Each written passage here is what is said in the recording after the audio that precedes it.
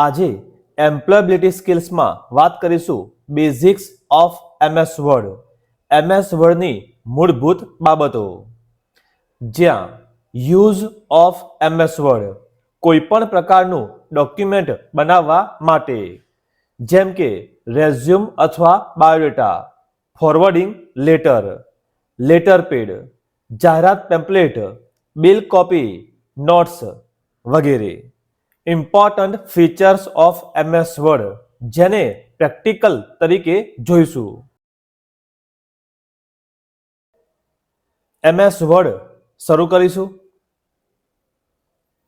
જ્યાં સૌથી પહેલા ઝૂમ, ડોક્યુમેન્ટને નાનું મોટું કરવા માટે. જરૂરિયાત પ્રમાણે નાનું મોટું કરી શકાય. ઓરિએન્ટેશન, ડોક્યુમેન્ટને ઊભું અથવા આડું સેટ કરવા માટે. બાય ડિફોલ્ટ પોર્ટ્રેટ લેન્ડસ્કેપ કરતા પેજ આડું જોવા મળશે અને પોર્ટ્રેટ આપતા ઊભું પેજ જોવા મળશે. સાઇઝ, ડોક્યુમેન્ટની પેજ સાઇઝ સેટ કરવા માટે. હાલ A4 છે. લેટર આપતા પેજમાં ફેરફાર થશે, તેમજ લીગલ આપતા પેજ વધુ લાંબુ જોવા મળશે. જરૂરિયાત હોય તેવું પેજ સેટ કરીશું. માર્જિન, ડોક્યુમેન્ટની માર્જિન સેટ કરવા માટે મેન્યુઅલી કરી શકાય. આ સિવાય માર્જિનમાં ઓપ્શન આપેલા છે, જેમ કે નેરો, મેક્સિમમ જગ્યાનો ઉપયોગ કરીશું. નોર્મલ, જેથી માર્જિન થોડું છોડાયેલું જોવા મળે છે. આ પ્રકારનું કોઈ પણ લખાણ ટાઈપ કરીશું, જેથી તેના ઉપર અલગ અલગ ફોર્મેટ્સ એપ્લાય કરી શકાય. લખાણને એક સાથે ખસેડવા માટે આ પ્રકારે ઇન્ક્રીઝ ઇન્ડેન્ટનો ઉપયોગ કરીને લખાણને જમણી બાજુ ખસેડી શકાય છે. જરૂરિયાત હોય તો પાછું પણ ડિક્રીઝ ઇન્ડેન્ટથી લેવાય. ફોન્ટ, લખાણના ફોન્ટ સેટ કરવા માટે. જે ફોન્ટ પર જશો તે પ્રકારે સિલેક્ટ કરેલા લેટરમાં તે એપ્લાય થતું જોવા મળશે. ફોન્ટ સાઇઝ, લખાણની ફોન્ટ સાઇઝ બદલવા માટે. યોગ્ય લાગે તેવી સાઇઝ સિલેક્ટ કરીશું.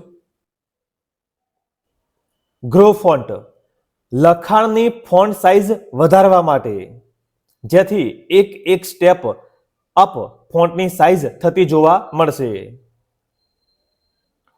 શ્રિંક ફોન્ટ, લખાણની ફોન્ટ સાઇઝ ઓછી કરવા, એક સ્ટેપ ડાઉન સાઇઝ થતી જોવા મળશે.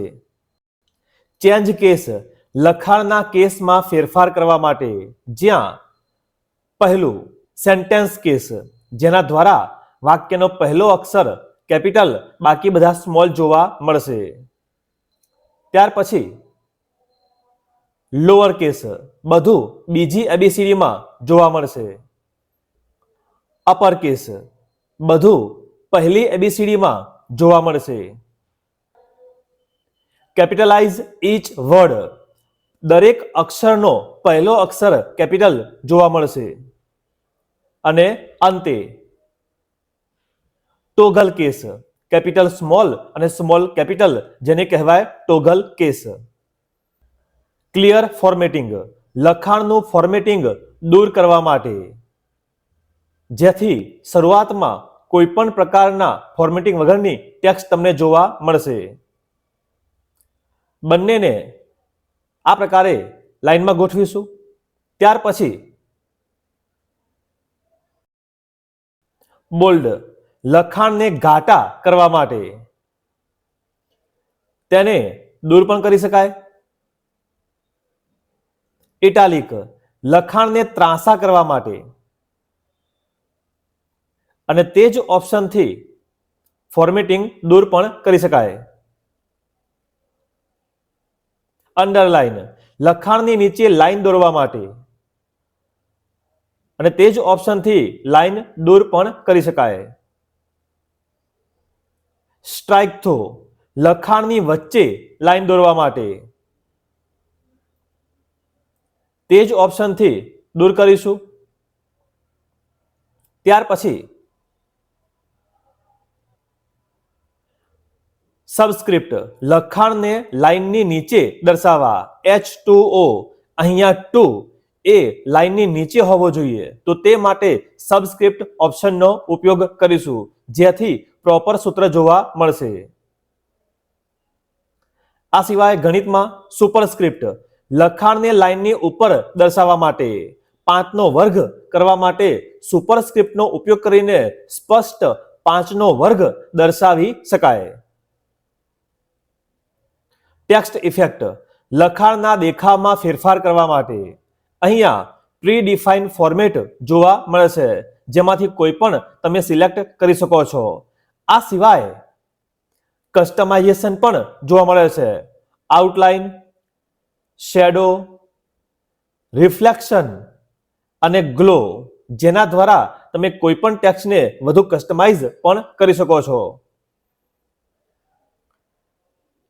ટેક્સ્ટ હાઇલાઇટ કલર, લખાણના બેકગ્રાઉન્ડ કલરમાં ફેરફાર કરવા માટે. સિલેક્ટ કરીને ટેક્સ્ટ હાઇલાઇટ કલર આપતા તે બેકગ્રાઉન્ડમાં જોવા મળશે. તેમાં કલરમાં ફેરફાર પણ કરી શકાય. તે માટે સિલેક્ટ હોવું જરૂરી છે, અથવા આ પ્રકારે ટૂલ ટીપનો ઓપ્શન દ્વારા પણ તમે જરૂરિયાત મુજબ બેકગ્રાઉન્ડમાં કલર કરી શકો છો. ફોન્ટ કલર, લખાણના ફોન્ટ કલર બદલવા માટે. અન્ય કોઈ કલર પણ આપી શકાય. જ્યાં મોર ઓપ્શનમાં તમને વધુ સ્પષ્ટ અલગ કલર જોવા મળશે. ક્લિયર ફોર્મેટિંગ, જેના દ્વારા તમામનું ફોર્મેટિંગ દૂર થશે, પરંતુ ટેક્સ્ટ હાઇલાઇટ કલર તે ફોર્મેટિંગ ક્લિયર ફોર્મેટ દ્વારા દૂર થતું નથી, તે તમે સ્ક્રીનમાં જોઈ શકો છો. આવા જ તમામ ટોપિક માટે સબસ્ક્રાઇબ કરો. જલ્દી મળીશું નવા વિડીયોમાં.